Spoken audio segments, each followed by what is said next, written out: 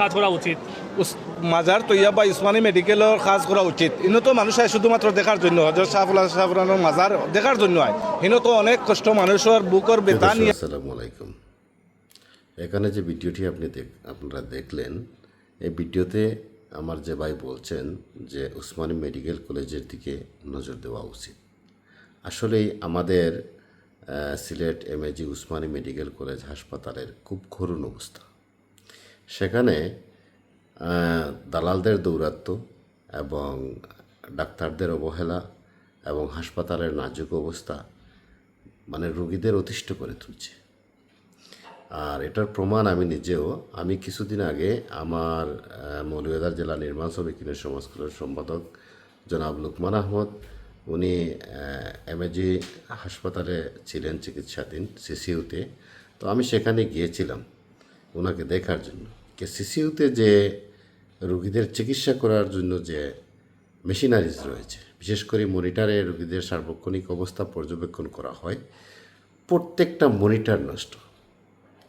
আমরা দেখে অবাক হয়েছি যে এখানে মনিটর লাগানো আছে, মেশিনারিজগুলো লাগানো আছে, কিন্তু সেগুলো বিকল।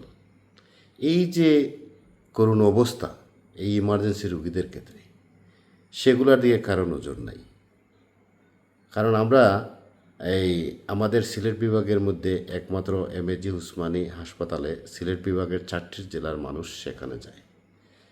কিন্তু আজকে আমাদের সিলেট বিভাগে প্রচুর কন্টেন্ট ক্রিয়েটর রয়েছে, প্রচুর সাংবাদিক রয়েছেন। আপনারা যদি এই এমএজি উসমানী হাসপাতালে গিয়ে একটু নজর দেন, সেই পরিস্থিতিগুলো তুলে ধরেন, তাহলে এই হসপিটালের অবস্থা আরও একটু ভালো হবে। এবং সিলেটের যারা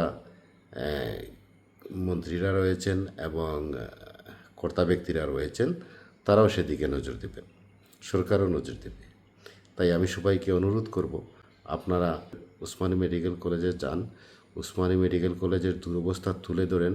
উসমানী মেডিকেল কলেজে বিশেষ করে সরকারিভাবে অনেকে ফিস দিয়ে টেস্ট করায়। সেখানে 2000 টাকা টেস্টে তারা 6000 টাকা নেয়, 2000 টাকা রিসিট দেয়, 4000-6000 টাকা নেয়। সেটা আমার যে সমাজকল্যাণ সম্পাদক ছিল সেও আমাকে বলেছে যে আমি 2000 টাকার একটা টেস্টে আমি 6000 টাকা দিয়েছি। হয়তো বাইরে সেটা আর একটু বেশি। তো এর জন্য সরকারি হসপিটালে যে টেস্টটা 2000 টাকার একটা রিসিট দিল, 6000 টাকা নিল। এই যে করুণ অবস্থা, এই যে দুর্নীতি, এই যে দালালদের দৌরাত্ম্য, এই যে হাসপাতালের নাজুক অবস্থা, বেড নাই, সিট পাইতে হলে দালালদের পয়সা দিতে হয়, তাদের দৌরাত্ম্য এখনও কমে নাই।